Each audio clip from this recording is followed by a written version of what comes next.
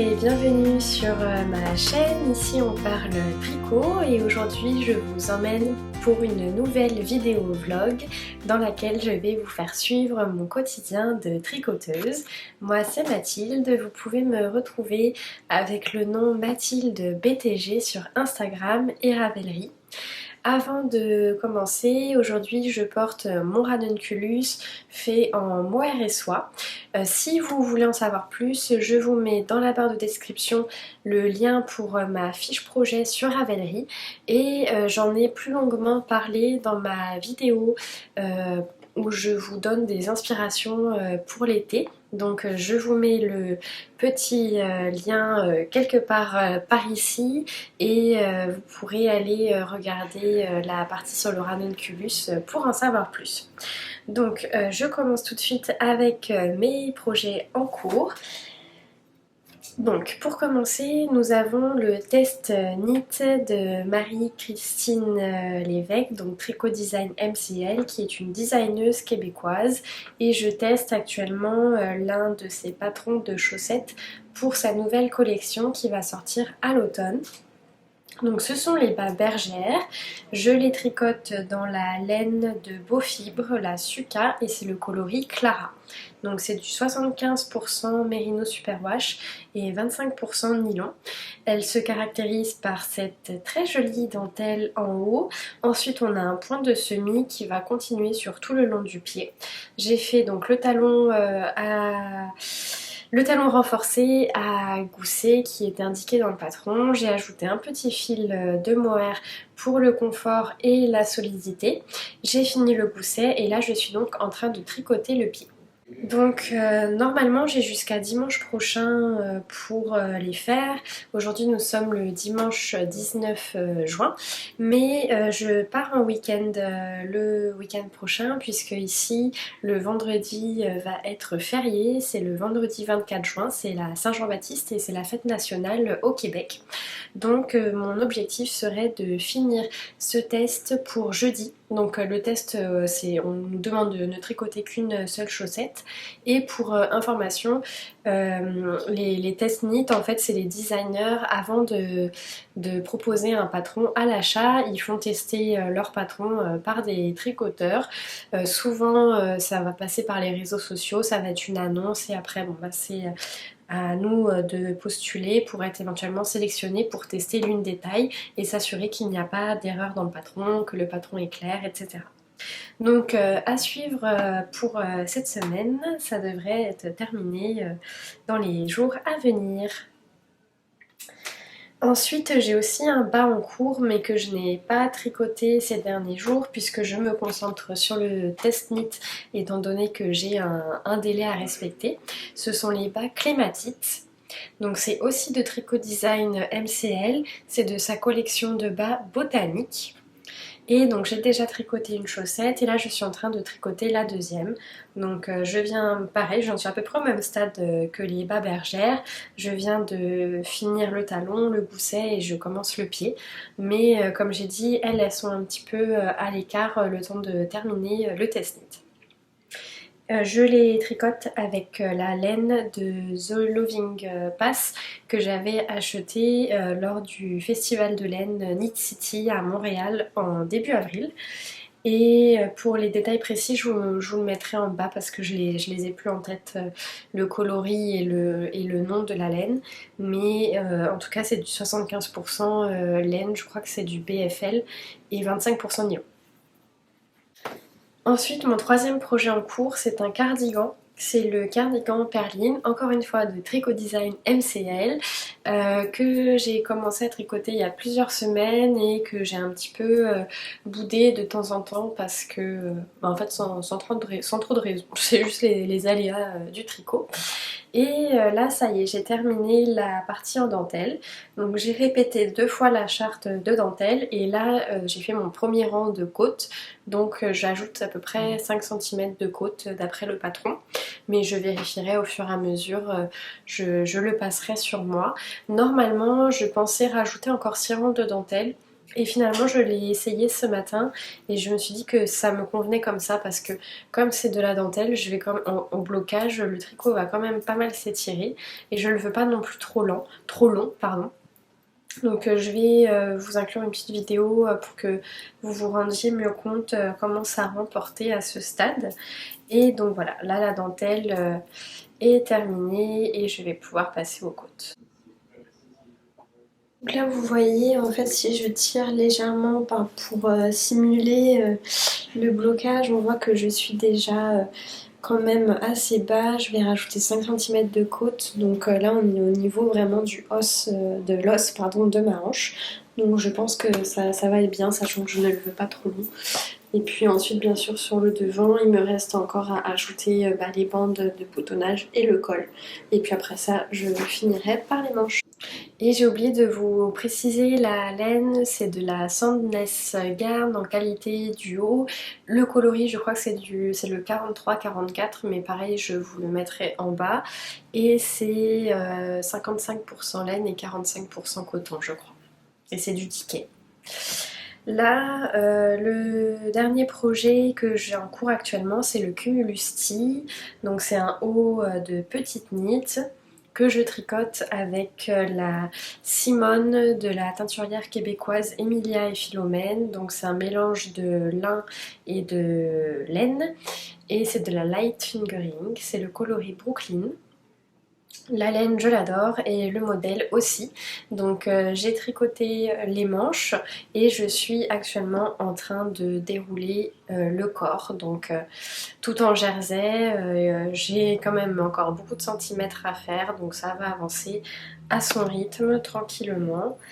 Et là je n'y ai pas touché depuis la dernière vidéo, j'ai surtout tricoté les bas pour mon test et le cardigan.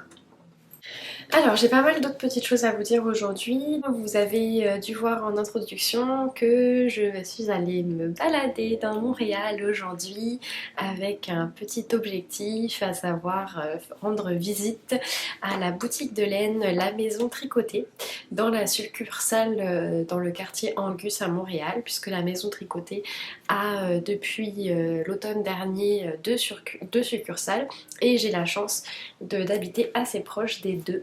Je suis à peu près 15 minutes à pied de la succursale initiale rue Guilford, dans laquelle je vous avais filmé quelques images dans la précédente vidéo. Et je suis à peu près à 30 minutes de marche de la succursale Angus. Donc vu qu'aujourd'hui il faisait un très beau soleil, j'en ai profité pour m'y rendre. En plus il y avait une journée spéciale puisque la boutique organisait une sorte de pique-nique, donc elle nous proposait de tricoter dehors devant la boutique puisque c'est un espace complètement fermé, complètement piéton, et je crois qu'il y avait aussi un parc à proximité dans lequel on pouvait se rendre pour tricoter, donc c'était très chouette. Il y avait beaucoup de tricoteuses qui étaient là. Moi je suis pas restée pour tricoter parce que j'avais des choses à faire chez moi, j'avais un invité qui arrivait donc il fallait que je rentre, je pouvais pas rester sur place, mais il y avait une très jolie ambiance et bien sûr j'ai fait quelques folies. Alors pour commencer, en lien avec le cardigan Perline que je viens de vous présenter, j'en ai profité pour m'acheter mes boutons. Parce qu'en fait j'ai eu un flash ce matin, j'y pensais plus du tout et c'est vrai que j'ai pas encore mes boutons. Et là je finis donc les côtes du bas du corps et il me reste les manches et la bande de boutonnage et le col. Et je pense que avant de faire les manches, je vais finaliser la bande de boutonnage et le col parce que je pense que ça va être plus motivant pour moi parce que c'est la partie que j'aime le moins faire, donc j'aime mieux m'en occuper et avoir la motivation de me dire qu'après ça je file sur les manches et que ce sera terminé. Et j'ai réalisé qu'en fait j'avais pas encore mes boutons, donc j'en ai profité puisqu'à la succursale Angus il y a un très très beau choix de différents boutons et je vais vous montrer ceux que j'ai sélectionnés. Donc c'est des boutons assez simples, ils sont marrons et je les aime beaucoup. Je crois que c'est la taille 18 mm, j'en ai pris 9, dans l'idée d'en poser seulement 8 et d'en avoir un de rechange si jamais il arrivait malheur et qu'il y en avait un qui disparaissait. Ça dépassait un petit peu le budget que je m'étais prévu initialement puisque là j'en ai eu pour à peu près 20$ pour les 9 boutons.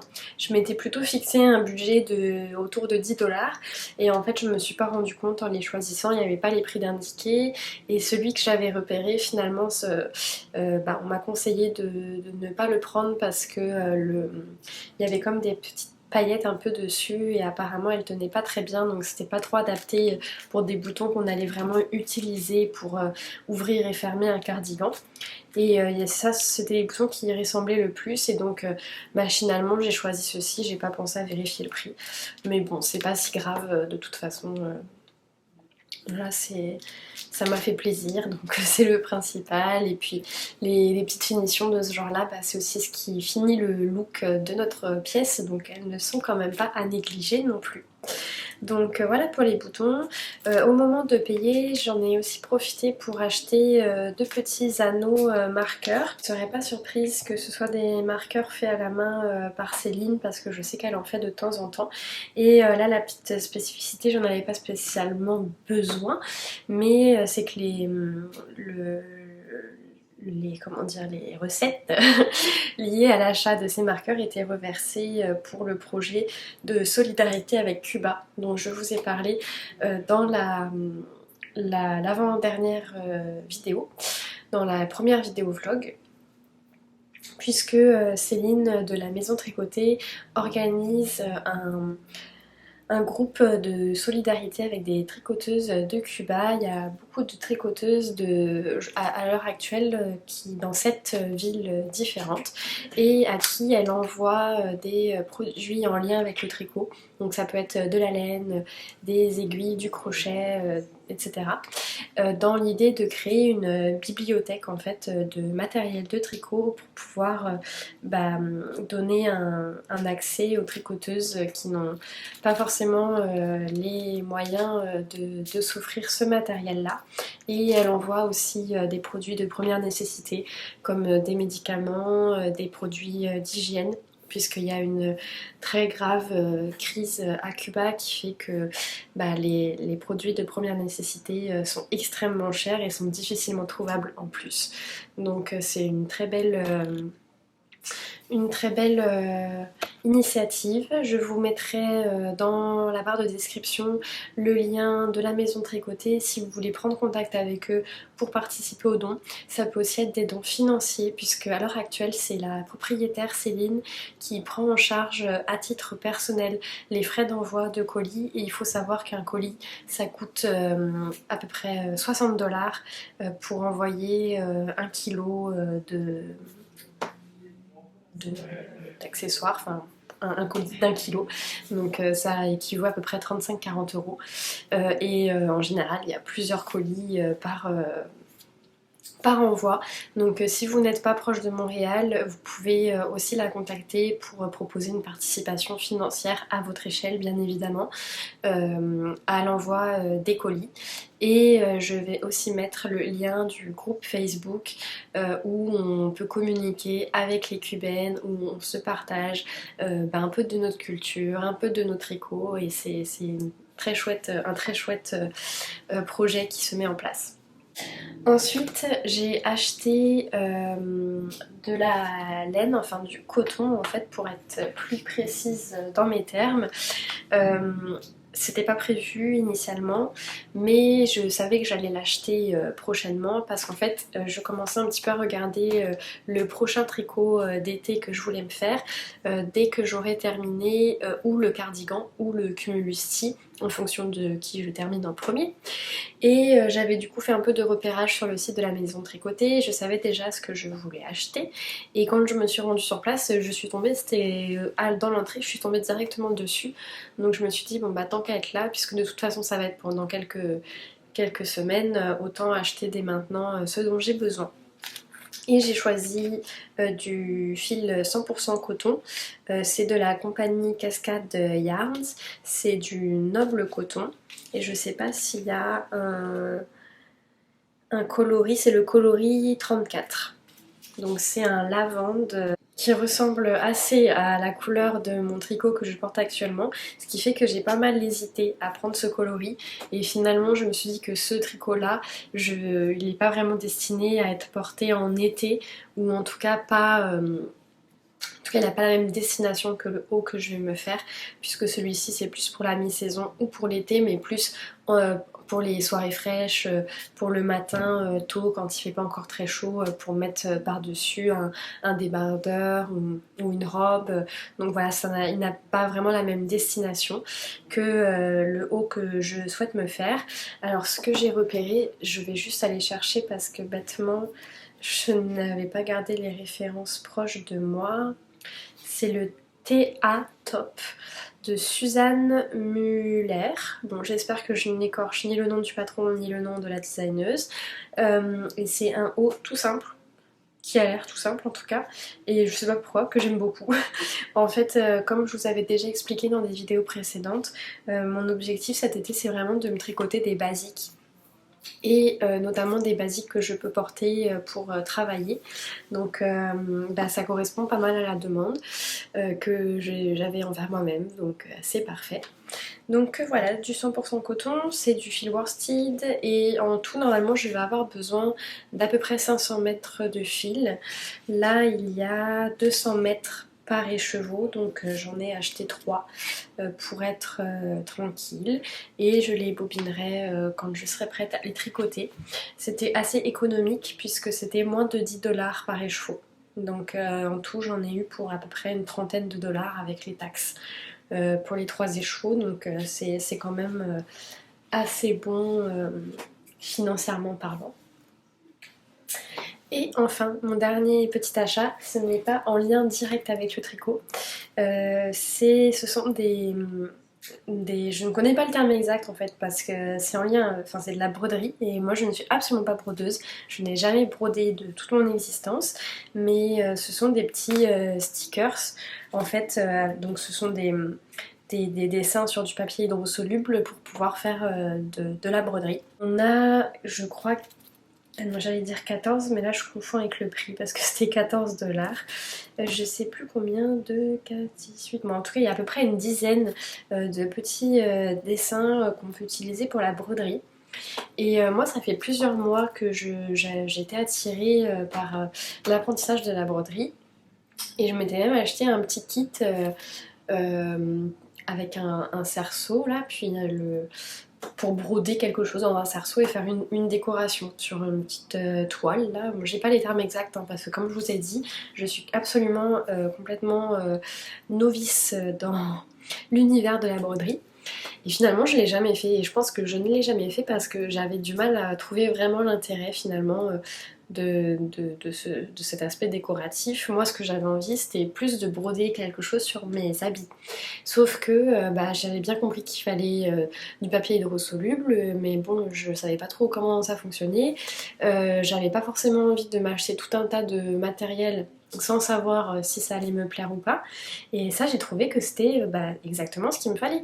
Parce que du coup il n'y a pas besoin de matériel en fait. J'ai déjà tout, j'ai mes petits dessins sur mon papier hydrosoluble. Et en plus de ça, j'ai le matériel que j'avais acheté pour le petit kit. Donc j'ai déjà quelques fils, j'ai l'aiguille, j'ai même un cerceau que je peux utiliser pour caler ma pièce de tissu.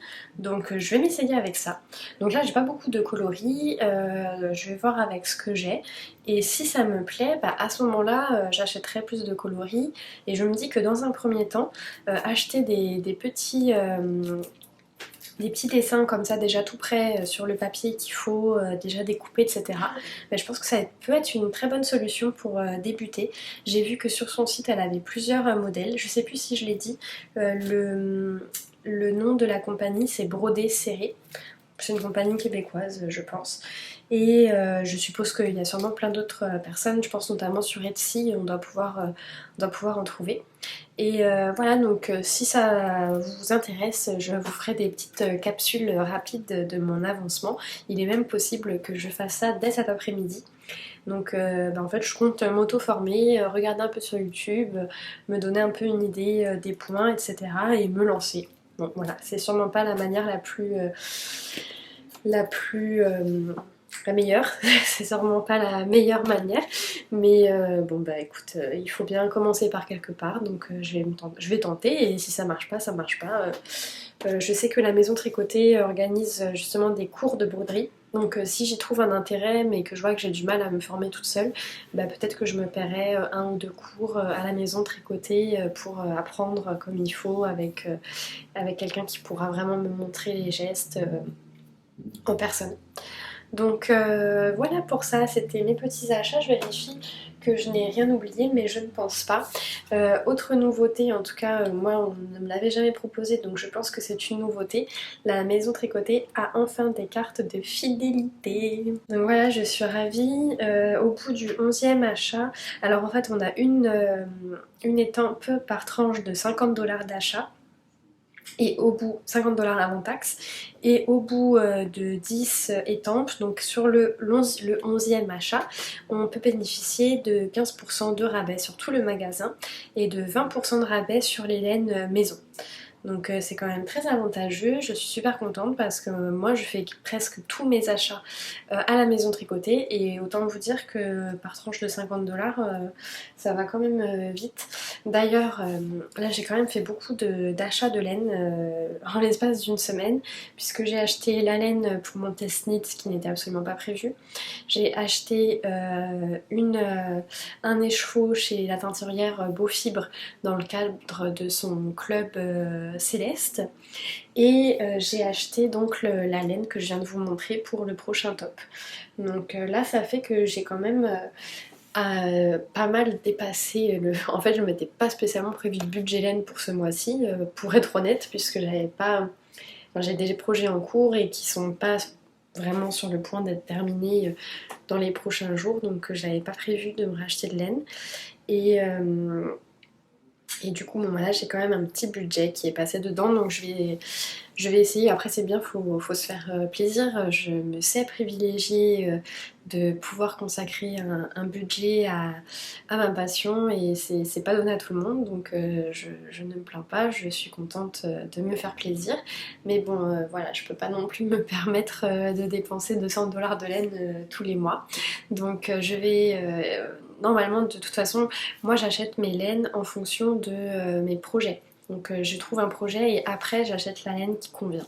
Donc c'est très rare que j'achète, pour pas dire que ça n'arrive jamais, que j'achète de la laine comme ça, juste parce qu'elle me plaît ou quoi que ce soit.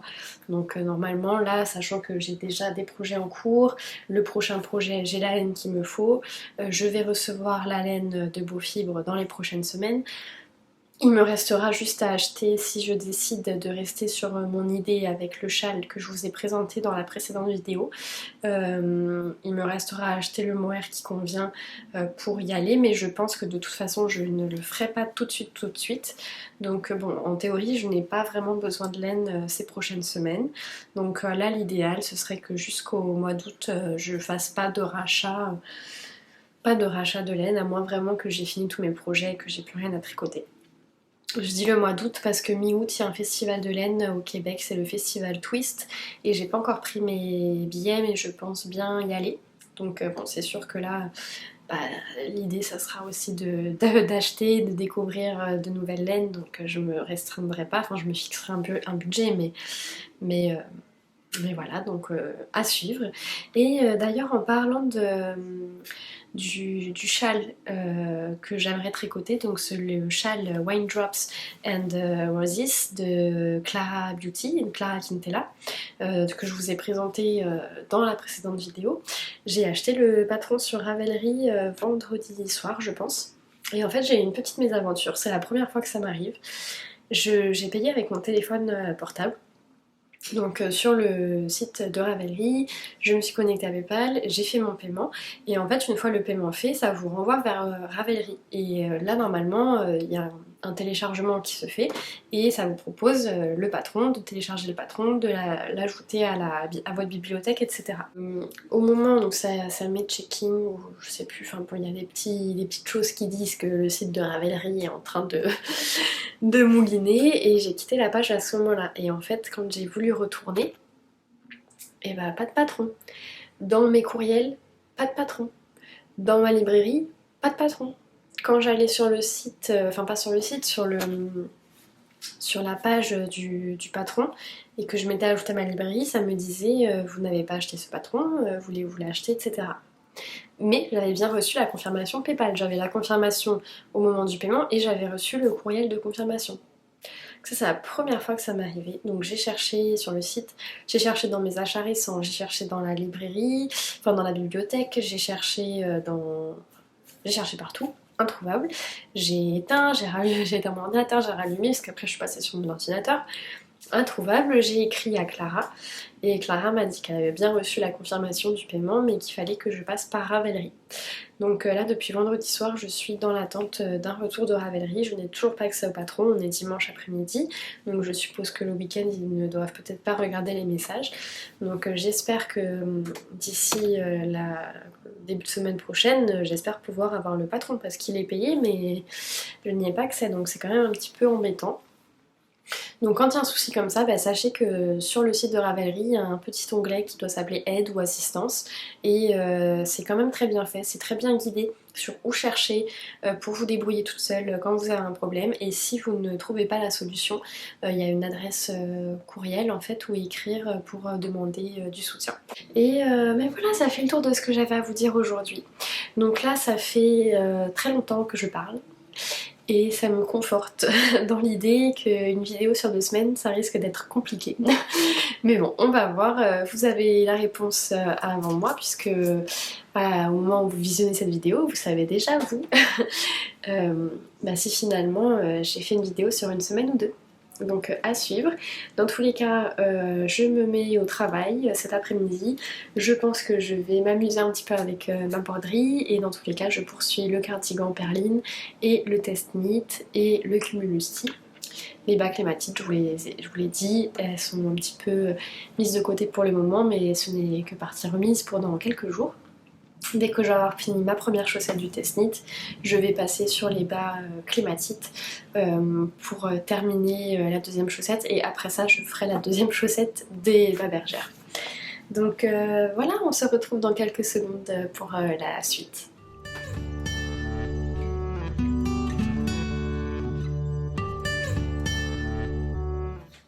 On se retrouve, on est mardi, dimanche après-midi, donc quand je vous ai laissé, finalement je n'ai rien fait, je n'ai pas tricoté, je n'ai pas brodé. Je me suis remis aux arts du fil hier soir seulement.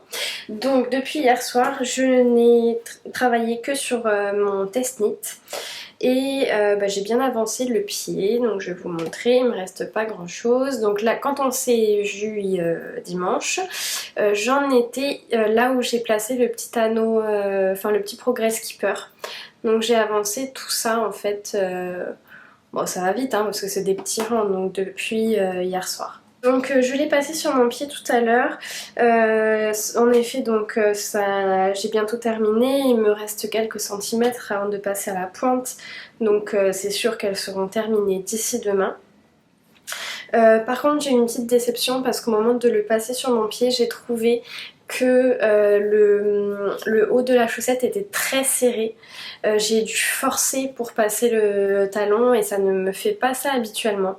Je pense que c'est le motif de dentelle qui fait ça. Donc bon, ça m'empêchera pas de les mettre parce que je passe quand même, mais c'est juste que j'ai dû forcer. Donc je verrai aussi après le blocage, peut-être que ça va se détendre un peu. Mais je m'y attendais pas, ça m'a étonnée. Donc voilà à suivre, de toute façon dès que je pense que la prochaine fois qu'on se verra, probablement qu'elles seront terminées, donc je pourrai le passer devant vous.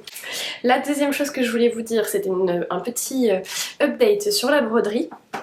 Donc je vous montre pas ce que j'ai fait parce que tout est encore installé avec les fils etc. Donc je viendrai vous montrer quand ce sera terminé je pense. J'ai travaillé dessus un petit peu hier soir, à peu près une petite heure. J'ai trouvé ça long. En 1 heure moi si je savais pas et que je voyais ce que j'ai fait j'aurais l'impression que ça m'avait pris 5 minutes quoi, mais non ça m'a pris 1 heure. J'ai cassé mon aiguille parce que bien sûr je n'avais pas le matériel adapté. Là je brode un jean et l'aiguille était pas assez solide donc l'aiguille s'est cassée en deux pendant que je brodais. Donc c'est ce qui a marqué la fin de mon petit atelier broderie d'hier soir. Donc je vais reprendre ce soir ou demain. Comme je n'ai pas envie de prendre du temps à aller acheter le matériel qu'il faut, etc. Alors qu'en plus de ça, pour le moment, ça ne me plaît pas plus que ça. Ce que je vais essayer de faire, c'est prendre des aiguilles à coudre que j'ai chez moi et voir ce que ça donne. Puis si vraiment ça fonctionne pas, bah, j'irai acheter du matériel approprié. Mais voilà, pour le moment c'est pas un gros coup de cœur. J'aime le processus créatif, le fait de réfléchir à l'agencement des couleurs, au point qu'on va utiliser. Ça ressemble un peu au tricot pour cet aspect créatif là. Par contre, je trouve que ça me demande beaucoup de concentration. Moi, je travaille sur l'ordinateur toute la journée et j'ai les yeux quand même fatigués le soir. Et c'est vrai que là, de devoir fixer sur des petits points, j'ai trouvé ça très demandant au niveau des yeux. Beaucoup plus demandant que le tricot. Voilà, et non, pour le moment c'est pas un coup de cœur. Je pense que je vais apprécier une fois que ce sera terminé. Bon, là il y a déjà des imperfections, c'est sûr, c'est ma première broderie, donc je ne m'attends pas à un résultat parfait. Mais voilà, je me disais peut-être que je me lançais dans quelque chose qui allait me déclencher une nouvelle passion, mais pour le moment non. Mais bon, on verra, de toute façon je vous montrerai quand ce sera fini et je vous ferai un petit retour à ce moment-là. Et le dernier petit point que je voulais vous raconter, c'était la suite de mes aventures avec le patron de Clara Quintela que j'ai acheté et que je n'avais pas reçu. Mais en fait, je n'ai pas encore eu de nouvelles de Ravelry, donc là on est mardi et j'avais fait le courriel leur demandant de l'aide vendredi soir. Donc bon, je comprends aussi, il y a eu le week-end, etc. Donc voilà, les délais sont compréhensibles, mais bon, c'est vrai que c'est quand même frustrant d'avoir payé un patron et de 4-5 jours après de ne toujours pas l'avoir. Donc j'avais écrit à Clara parce que je lui proposais, en fait je voulais savoir si elle avait des possibilités de faire un remboursement, auquel cas je lui proposais de racheter le patron une deuxième fois, puisque de toute façon sur Ravelry c'est comme si je l'avais pas acheté, ça me propose de le racheter.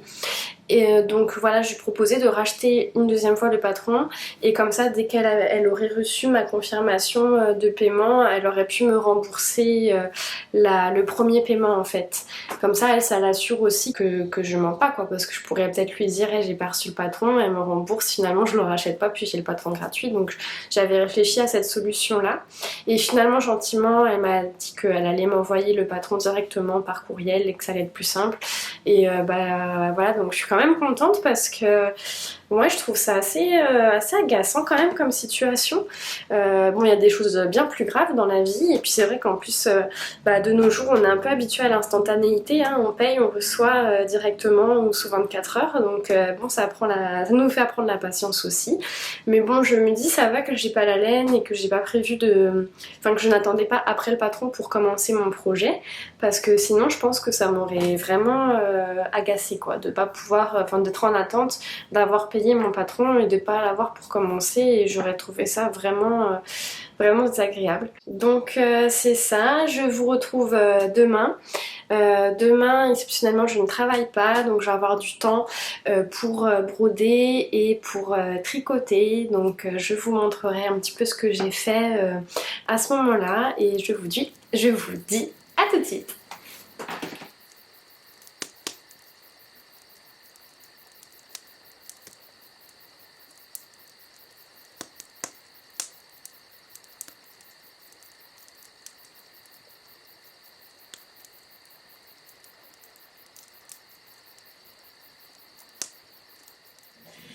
Et voilà, la chaussette est terminée, donc ça y est, j'ai fini le pied, quand on s'est vu hier, j'en étais ici, donc j'ai fait tout ça aujourd'hui, où le vent souffle très fort, donc désolée si vous entendez les sifflements, je vais essayer de faire vite pour que ce ne soit pas trop gênant. Donc hier j'en étais ici et j'ai donc terminé le pied, donc voilà ce que ça donne. J'en suis bien sûr très contente, je la trouve toujours très belle.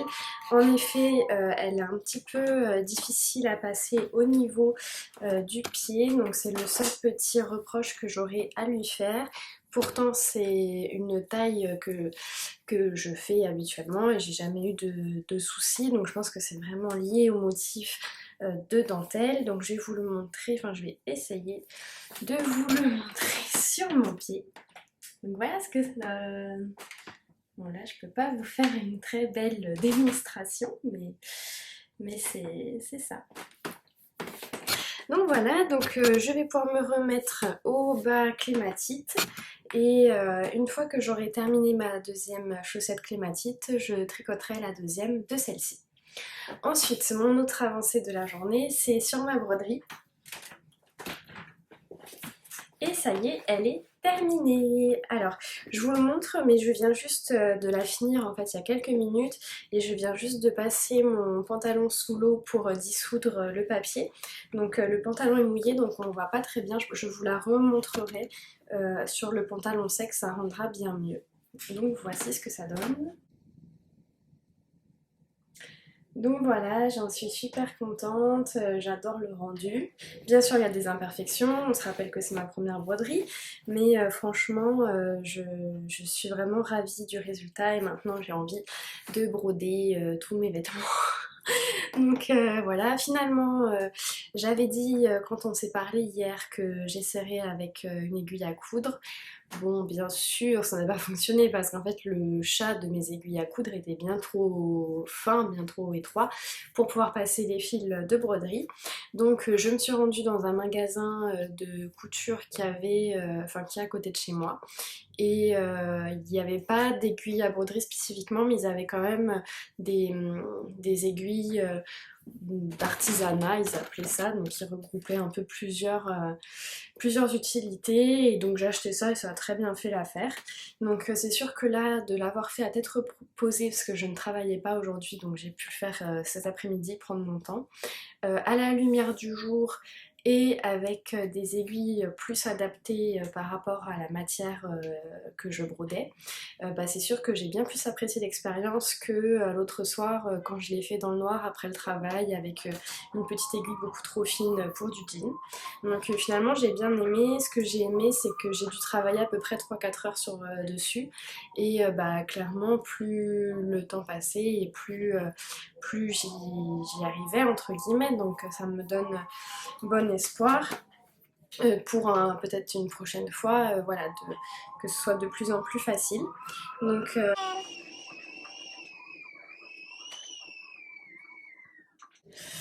voilà pour la broderie. Je vais laver mon pantalon et quand il sera sec, je vous remontrerai donc dans la prochaine vidéo, puisque ça y est, c'est décidé, le vlog s'arrête ici.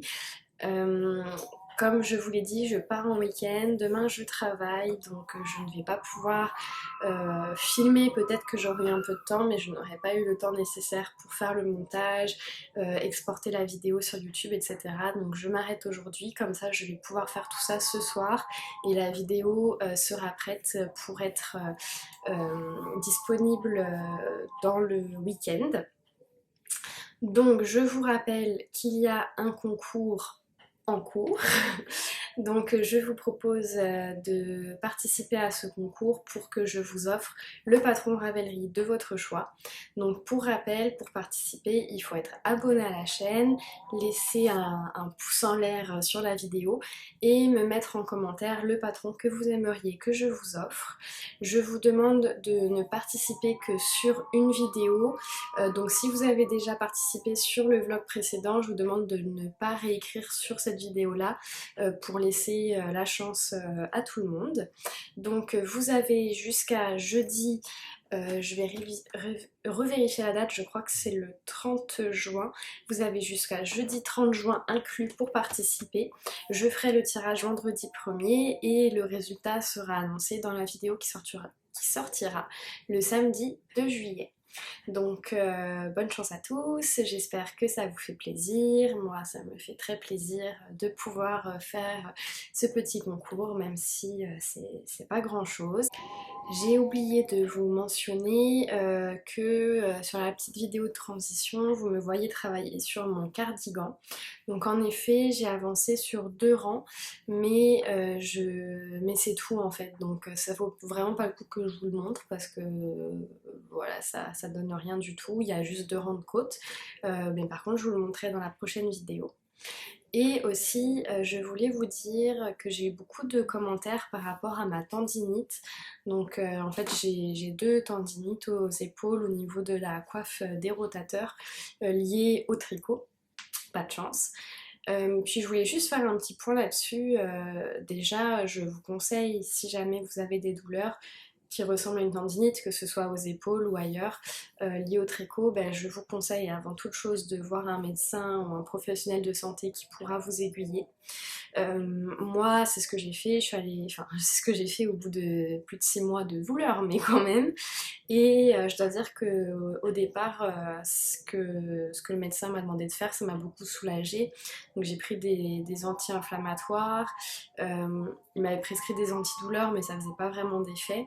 Et surtout, bah, j'ai quand même mis mes bras au repos. C'est vrai que j'ai continué à tricoter, mais j'ai essayé de faire attention à ne pas porter de charge, à ne pas solliciter mes bras, à ne pas lever le bras plus haut que le niveau de mon visage.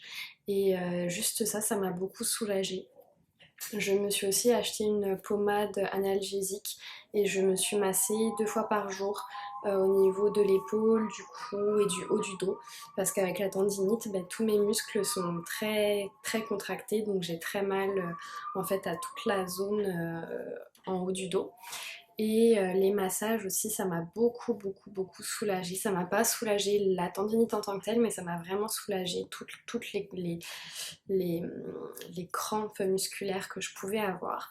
Donc voilà, je voulais vous le dire. Ce qui s'est passé, c'est que malheureusement, j'ai un peu fait la bêtise ou que dès que ça a commencé à fonctionner, que j'ai commencé à avoir moins mal, j'ai tout arrêté. J'ai arrêté les anti-inflammatoires, j'ai arrêté la pommade, j'ai recommencé à faire un petit peu moins attention avec mes bras.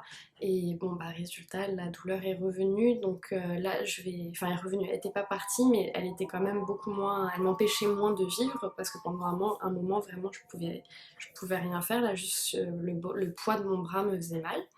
Donc bah là depuis aujourd'hui, enfin depuis hier même, j'ai recommencé à me masser avec la pommade, je vais reprendre les anti-inflammatoires, je vais de nouveau faire très attention au mouvement de mon bras et je vais m'y tenir sur la durée, même s'il y a un soulagement, une tendinite, c'est plusieurs semaines pour pouvoir se soigner. Donc voilà, faut pas que je m'arrête au bout de 3 jours quand je vois une amélioration.